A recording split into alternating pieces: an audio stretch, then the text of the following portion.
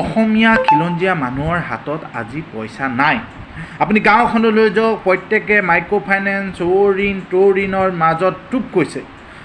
এতিয়া কথাটো হ'ল অসমীয়া জাতিয়ে যদি এতিয়া কাম নকৰে, আপোনালোকে লক্ষ্য কৰে যদি মিয়া বুঢ়ীয়ে কি হ'ব, সৰুৰ পৰা মাছৰ বেপাৰ, চব্জি বেপাৰ, পকা কাম, যি টি ভগা মালিক হৈ আছে, যি টি কাম কৰি কি হৈছে, তেওঁলোকৰ হাতত পইচাটো আনি লৈছে।